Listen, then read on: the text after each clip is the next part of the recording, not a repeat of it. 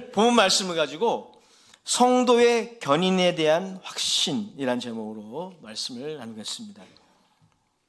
이런 질문으로 설교 말씀을 시작하기 원합니다. 구원받은 그리스도인들은 그의 인생에서 만나는 모든 상황을 거치도록 믿음을 지키고 결국 승리하게 될 것인가? 아니면 중간에 낙오할 가능성이 남아있는 것인가? 이런 질문을 할 필요가 있는 것이죠. 본문은 이러한 질문에 대해 어떤 대답을 하고 있을까요? 이 질문은 이른바 교리적으로 보면 성도의 견인이라는 교리에 대한 거예요. 성도의 견인이라는 교리. 성도의 견인의 교리의 합당함이 바로 좀 전에 제가 말씀드렸던 그 질문의 요지입니다.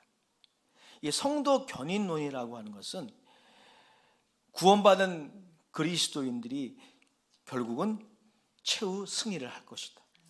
하나님이 견인, 이끌어 주시기 때문에 그렇게 될 것이다 라는 교리인데요. 사실 이 교리의 반대가 만만치 않아요. 성도 견인론에 반대하는 신학자들의 핵심은 이것입니다.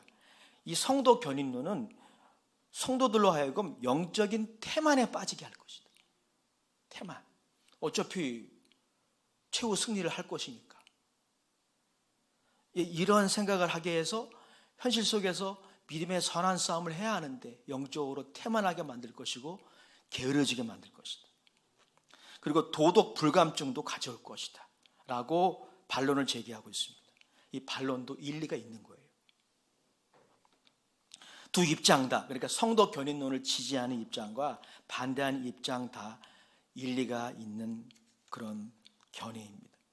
이 시간 이 성도 견인론의 난해한 문제를 다룰 수는 없어요. 그럴 시간도 없습니다. 본문은 그것을 우리에게 요청하고 있지도 않습니다. 다만 본문이 요청하고 있는 것이 무엇입니까? 우리에게 다시 예수 그리스도의 십자가와 부활의 사건, 특히 십자가에서 이루어진 일을 묵상할 것을 요청합니다. 이미 우리가 인지하고 있는 내용이지만 말이죠. 묵상이란 말이 뭡니까? 이 묵상이란 단어의 기원이 그 소가 되새김질을 할 때 그 행동에서 나왔다 그래요. 또 약을 먹을 때, 약을 먹는 행위. 여러분 우리가 어떤 한약 같은 거 복용할 때 계속 먹어야 되잖아요. 묵상이라는 게 그런 거예요. 그냥 십자가에서 일어난 일, 교회에 나오신 분들은 대부분 알 거예요. 제가 십자가라는 말을 꺼내도 무슨 얘기를 할 것인지 아마 예상하시는 분도 계실지 모르겠어요. 하지만 그럼에도 불구하고 우리 묵상해야 돼요. 소가 되새김질 하듯이 매일 약을 먹듯이 묵상해야 합니다. 그것이 오늘 본문이 우리에게 요청하고 있는 부분이에요. 그런 의미에서 32절을 다시 읽어보도록 하겠습니다. 32절 같이 읽겠습니다. 시작. 누가 능히 하나님께서 택하신 자들을 32절 죄송해요. 자기 아들을 아끼지 아니하시고 우리 모든 사람을 위하여 내주시니가 어찌 그 아들과 함께 모든 것을 우리에게 주시지 아니하겠느냐. 아멘. 32절의 사건이 십자가에서 일어난 거예요. 그걸 잘 요약하고 있습니다. 자기 아들을 아끼지 아니하고 우리 모든 사람을 위해 내주시는 사건. 이것이 십자가에서 일어났어요. 자기 아들을 아끼지 아니하고 우리 모든 사람을 위해 내어주신 이가 누구이십니까? 바로 하나님이십니다. 하나님의 무한한 사랑과 가치의 대상이신 자기 아들은 누구예요? 예수 그리스도이십니다. 이 구조를 통해 성령님은 십자가에서 우리가 복잡한 성도 견인의 논쟁이 휘말리는 것이 아니라 성령님은 십자가에서 일어난 이 일을 묵상하도록 이끄십니다. 그렇다면 이 32절의 사건이 어떻게 가능했을까요? 혹자가 옳게 강의한 것처럼 32절의 사건은 따지고 보면 우리가 따져보지 않아서 그렇지 사실 우리는 요즘에 너무나 이걸 당연하게 생각을 하죠. 자기 아들을 아끼지 않고 내어주신다는 말을 하도 들어서 당연하게 생각하는지 모르겠어요. 하지만 따지고 보면 이걸 따져봐야 돼요. 따져봐야 돼요. 따지고 보면 상상하는 것조차 불가능한 일입니다. 보통 불가능한 일이 있어요. 우리의 입장에서 봤을 때 이건 불가능해. 근데 이 사건은 상상하는 것조차 불가능한 거죠. 정말 불가능한 일이 십자가에서 일어난 거죠. 사랑의 원자탄이라는 단어를 들어보셨나요? 사랑의 원자탄으로 불려주는 믿음의 인물들이 교회사에 많이 등장하는데 우리 한국교회사에 자랑이 있으십니다. 바로 손양원 목사님이십니다. 손양원 목사님은 한일 해방 이후에 우리 대한민국에 좌우 갈등이 너무나 첨예했죠. 그때 자기의 친아들을 무참히 죽인 공산당 청년을 자신의 자녀로 입양했어요. 용서하는 정도가 아니라 자신의 친아들로 입양했습니다. 그리고 입양된 그 공산당 청년은 나중에 회개하고 회심하여 목사가 되었습니다. 정말 말이 쉽지 여러분들이 그 입장이라면 그건 불가능한 겁니다. 불가능한 행위를 하신 거예요. 최근에 감동적인 뉴스를 하나 보았습니다. 전도가 유명한 청년 자매가 사고로 뇌사 상태에 빠졌어요. 의학적으로 회복될 가능성이 없다고 판단되었습니다. 딸 아이의 부모는 그 딸 아이의 장기를 모두 장기 이식이 필요한 사람들에게 다 기증했다고 해요. 정말 쉽지 않은 결정이었을 것입니다. 그리고 우리의 마음에 울림이 되는 감동적인 스토리입니다. 하지만 32절의 말씀처럼 불가능하지는 않습니다. 32절에서 말씀하고 있는 이 사건은 불가능한 거예요. 그러면 이것이 어떻게 가능했을까요? 우리는 거기에 주목하기 원합니다. 그 답은 바로 본문에 있습니다. 그것을 가능하게 한 것은 그리스도의 사랑, 하나님의 사랑입니다. 35절 39절이죠. 같이 읽어보겠습니다. 시작. 누가 우리를 그리스도의 사랑에서 끊으리요? 환난이나 공고나 박해나 기근이나 적신이나 위험이나 칼이라. 39절도 읽겠습니다.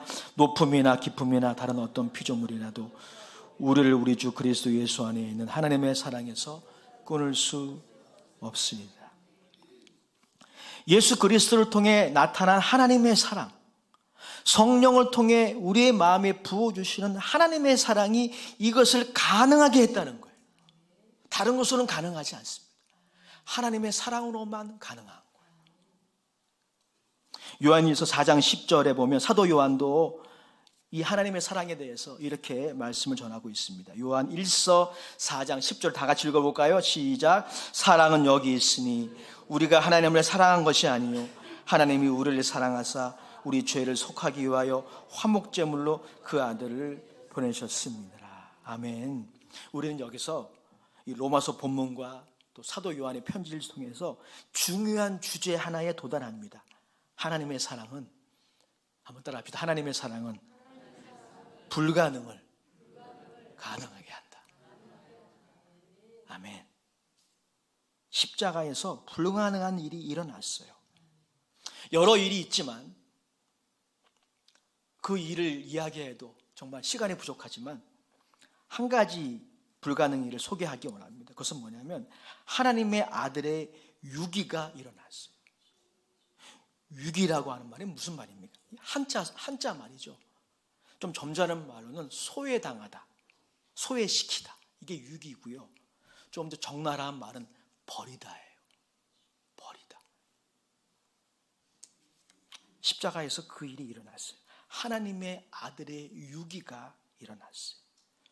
우리들은 예수님이 시편 22편 1절을 인용하여 십자가에서 외치셨던 절규를 기억합니다. 엘리 엘리 라바 사막다니, 나의 하나님 어찌하여 나를 버리셨나이까. 여러분, 이 구절에 대하여 많은 신학자들이 해석을 해왔어요. 예수님이 사람들 들으라고 하신 말씀이다. 예수님이 분통이 터지셔서 하신 말씀이다. 그러나 다 성경적이지 않은 해석이에요. 그리스도의 십자가라는 책의 저자 존 스타트가 옳게 해석하고 있습니다. 그에 따르면 하나님의 아들을 버리심, 하나님이 그렇게 하신 거예요. 하나님의 아들을 버리심과 포기하심이 실제로 십자가에서 일어났다는 것입니다. 십자가에서 어떤 일이 일어났습니까? 하나님의 아들의 육신의 죽음만이 일어난 것이 아니에요. 나사렛 예수의 육신적인 죽음만이 일어난 것이 아니라 그분의 영혼이 형벌을 받으셨어요. 영혼이 받을 수 있는 최고의 형벌은 버림받음입니다. 하나님으로부터 포기되어지는 거예요. 그런데 하나님의 아들의 영혼이 그 형벌을 받으셨어요. 그것이 바로 유기당함의 실제입니다. 존 스타트는 그의 책에서 이렇게 말합니다. 실제적이고도 무서운 분리가 성부와 성자 사이에 일어났다. 이 분리는 성부와 성자가 자발적으로 받아들인 것이다. 하나님의 아들이 우리를 위하여 바로 형벌의 장소인 지옥, 바깥 어두운 곳으로 내던져지셨다. 이 일이 일어난 거예요. 그래서 예수님이 나의 하나님, 나의 하나님, 어찌하여 나를 버리셨나이까 말씀하신 것이죠. 불가능한 일이에요. 상상할 수도 없는 일입니다. 그런데 그 일이 십자가에서 일어났습니다. 그 일에 집중하기 원합니다. 그 일을 묵상하기 원합니다. 하나님의 사랑이 그것을 가능하게 한 거예요. 그것도 넉넉히 가능하게 한 거예요. 그래서 하나님이 자기 아들을 그냥 주셨다라고 말하지 않고 아끼지 아니하고 라고 말씀하신 것입니다. 오늘 37절의 말씀이 그것을 또한 우리에게 말씀하고 있어요. 37절 말씀 같이 읽어보겠습니다. 본문 37절입니다. 시작. 그러나 이 모든 일에 우리를 사랑하시는 이로 말미암아 우리가 넉넉히 이기느니라. 아멘. 고린도전서 13장 7절의 말씀도 이 하나님의 사랑의 본질에 대해서 이렇게 말씀하고 있습니다. 고린도전서 13장 7절 우리 다 같이 읽어볼까요? 시작. 모든 것을 참으며 모든 것을 믿으며 모든 것을 바라며 모든 것을 견디느니라. 아멘. 그래서 오늘 사도 바울의 결론은 무엇이냐면요, 이것은 로마서 전체 결론이기도 합니다. 그 하나님의 사랑에서 우리를 분리시킬 수 있는 것은 아무것도 없다. 아무것도 없다. 그 어떤 피조물이라도 그렇게 할 수 없다는 것이죠. 사실 여러분, 우리가 읽은 35절 또 38절에서 39절에 나와 있는 요소들은 우리의 믿음의 경주에 중대한 도전의 역할을 하는 것이 현실입니다. 오늘 사도 바울이 지금 열거하고 있는 이런 내용들이 결코 쉽지 않은 우리의 상대예요. 이런 것들은 우리가 믿음의 길을 더 이상 가지 못하도록, 그래서 변질되거나 좌우로 치우치거나 포기하도록 만들기에 충분한 것들이에요. 반면 우리의 영적 상태는 어떠합니까? 우리의 하나님을 향한 신앙심이나 끈기나 용기나 사랑은 너무나 미약하고, 그래서 믿을 만한 것이 못 됩니다. 이것이 우리가 인정해야 하는 현실이에요. 성경은 그래서 굉장히 현실적인 책입니다. 그러한 도전 앞에 우리들은 도살장으로 끌려가는 양과 같이 너무나 무력합니다. 36절의 말씀이 그것을 우리에게 암시하고 있어요. 로마서 8장 36절도 같이 읽어보겠습니다. 시작. 기록된 바 우리가 종일 주를 위하여 죽임을 당하게 되며 도살당할 양같이 여김을 받았나이다 함과 같으니라. 아멘. 하지만 사도 바울은 수사학적인 기법을 사용하여 강력하게 다음과 같은 메시지를 변증합니다. 예수 그리스도 안에 있는 하나님의 사랑이, 성령을 통해 우리에게 부어주시는 하나님의 사랑이 이 강력한 도전들을 무력화시키고 성도의 최종적인 승리를 보장하기에 충분하다는 거예요. 충분하다. 여러분들이 십자가에서 일어난 사건을 묵상할 때 이것을 인정하게 되실 것입니다. 로마서 주석의 저자 레온 모리스는 그래서 이렇게 이 부분을 해석했어요. 이 위대한 확신, 성도의 최종적인 승리에 대한 이 위대한 확신은 어떤 이론으로 우리에게 습득되는 것이 아니라 우리의 그리스도를 향한 사랑이 아니라 우리를 위한 그리스도의 사랑이 항상 거기에 있기에 우리에게 주어진다는 거예요. 여러분, 하나님의 사랑은 항상 그 자리에 있어요. 변하지 않고. 제가 이 포천으로 이사 온 지가 한 30년이 되어 가는데 이 초가파리를 들어올 때마다 항상 앞에 보이는 저 은골산, 저 이름이 은골산이라고 그러더라고요. 지금도 있어요. 수많은 사람들이 교회 왔다가 떠나고 바뀌고 했지만 저 산은 항상 있어요. 하지만 저 산도 개발이 되면 언젠가 없어지겠죠. 하지만 여러분, 하나님의 사랑은 예수 그리스도를 통해 우리에게 보여주신, 확증해 주신 하나님의 사랑은 항상 거기에 있습니다. 그것 때문에 성도 견인의 확신이 가능한 것입니다. 로마서의 또 다른 전문가 더글라스 문은 자신의 주석에서 이렇게 말합니다. 그리스도인 본인이 하나님의 사랑으로부터 자신을 분리시킬지라도, 여러분들을 하나님의 사랑으로부터 분리시키는 최대의 적이 누군지 아세요? 여러분 자신입니다. 여러분 자신. 근데 오늘 더글라스 무의 주석에 따르면 여러분 자신이 하나님의 사랑으로부터 여러분들을 분리시키려 할지라도, 나 이제부터 하나님 안 믿어, 이렇게 대놓고 하든지, 아니면 완악함과 영적인 태만과 불신앙으로 하나님의 말씀에 불순종하여 계속 곁길로 나가든지, 형태는 다양하겠죠. 그런데 그 적도, 여러분이라는 그 적도 여러분을 하나님의 사랑에서 분리시키지 못해요.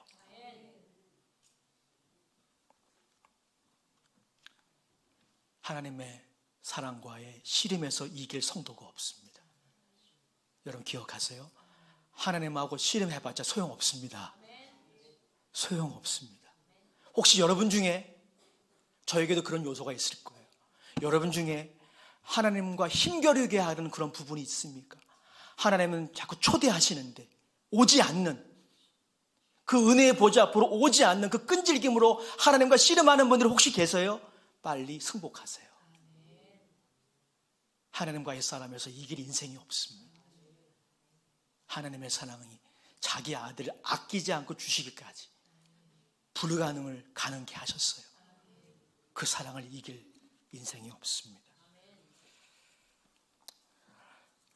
최근에 많은 자매님들의 눈물을 이렇게 뽑고 있는 드라마 여러분 아시나요? 눈물의 여왕. 우리 11시 예배 때는 안 보시나 봐요. 9시 예배 때 이 말씀 하니까 다들 감동하시던데. 저는 드라마를 잘 보지 않는데 우연히 이 드라마를 보게 됐어요. 요즘 자매님들이, 많은 자매님들이 이 눈물의 여왕을 보시고 은혜 받고 계시대요. 그래서 어제 아내와 함께 15화를 잠깐 보았습니다. 홍세인이라는 자매와 백현우라는 형제가 등장해요.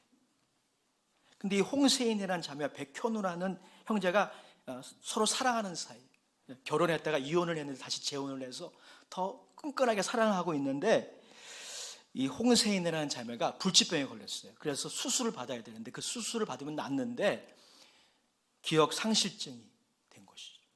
자기 남편도 기억 못해요. 그래서 한 장면을 보니까 자기를 사랑하는 남편을 알아보지 못하고 오히려 적으로 생각하고 다시 만나지 말자고 그래 막 툭툭거립니다. 그때 이 백현우 군의 대사가 참 마음에 감동이 되더라고요. 그가 이렇게 말했어요. 다시 만나게 될 거야. 나는 결코 지치지 않고 네 곁에 항상 있을 테니까. 저도 은혜가 되더라고요. 저도 주님의 음성으로 들렸어요. 이게 목회자의 직업병입니다. 드라마 대사도 주님의 음성으로 듣는 거. 남편들이요, 이런 멘트는 좀 적어서 사용해 보시기 바랍니다. 아내들이요, 이런 멘트를 하는 남성들은 드라마에서만 찾으시기 바랍니다. 하여튼 이 드라마를 보면서 이 대사가 인상 깊었어요. 나는 결코 지치지 않고 네 곁에 항상 있을 거야. 우리를 위하여 자기 아들을 포기하고 화목제물로 내어주신 하나님의 사랑은 결코 지치지 않아요. 그리고 우리 바깥에서 혹은 우리 안에서 끊임없이 역사하십니다. 우리 바깥에서만이 아니라 또 환경을 통해, 사람을 통해 역사하실 뿐 아니라 우리 안에서 견딜 수 없고 저항할 수 없는 그 하나님의 사랑의 역사하심이 우리에게 있어요. 얼마나 감사합니까? 그 은혜로 충분합니다. 그 사랑으로 충분해요. 초가 삼간에 살아도, 그런 찬양의 가사가 있잖아요. 초가 삼간에 살아도 이 사랑만 있으면 만족합니다. 로마서 5장 5절의 말씀 같이 읽어보겠습니다. 로마서 5장 5절 시작. 소망이 우리를 부끄럽게 하지 아니함은 우리에게 주신 성령으로 말미암아 하나님의 사랑이 우리 마음에 부은 바 됨이니. 8절 말씀 같이 읽겠습니다. 5장 8절 시작. 우리가 아직 죄인 되었을 때 그리스도께서 우리를 위하여 죽으심으로 하나님께서 우리에게 대한 자기의 사랑을 확증하셨느니라. 하나님으로부터 우리를 멀어지게 하고 분리하게 하는 모든 가능한 적들이 성공하지 못하도록 하시는 힘이 뭡니까? 하나님의 사랑이라는 거죠. 그 적이 재정적인 궁핍함일 수 있어요. 점점 쌓여가는 빚일 수 있습니다. 끈질긴 질병의 그림자일 수도 있습니다. 그것이 외적인, 여러분들을 향한 외적인 공격과 모욕과 비난일 수 있습니다. 그것이 여러분들을 향한 핍박과 혐오와 미움일 수 있습니다. 그것이 인생의 진로에 대한 여러분의 염려와 두려움일 수 있습니다. 그것이 권력을 가진 사람일 수도 있고, 그것이 영적인 세력일 수도 있습니다. 그리고 좀 전에 언급한 것처럼 여러분 자신의 죄일 수도 있어요. 여러분 자신의 불신앙과 완악한 마음, 그것일 수도 있습니다. 여러분들이 지금 빠져있는 중독의 사슬일 수도 있습니다. 자기 아들을 아끼지 않고 내어주신 하나님의 사랑은, 그리스도의 사랑은, 그것들이 우리를 하나님으로부터 분리시키지 않도록 하시는 힘이라는 거예요. 십자가에서 일어난 일들을 묵상하면서 이 힘을 여러분들이 깨닫게 되시기 바랍니다. 의지하시기 바랍니다. 따라합시다. 하나님의 사랑이 불가능한 것을 가능하게 한다. 더 큰 소리로 하나님의 사랑이 불가능한 것을 가능하게 한다. 결론입니다. 한 주간 성도 견인의 신학적인 가능성들을 고민하기보다는 십자가에서 일어난 일을 묵상하시기를 권면합니다. 그게 예배잖아요. 그래서 주일 예배와 주중 예배에 성공하라고 제가 거듭 말씀드리는 거예요. 예배는 이것을 묵상하는 거예요. 성도 견인에 대한 확신은, 성도의 최종적인 승리에 대한 확신은, 내 앞에 장애물이 있고 좀 넘기 불가능하다고 생각하는 그런 장애물이 있다 할지라도 그것을 넘을 수 있다라고 하는 확신은 하나님의 사랑에 있는 거예요. 이 묵상에서 나오는 거예요. 십자가에서 일어난 일들을 묵상할 때 우리의 불안이 확신으로 바뀔 것입니다.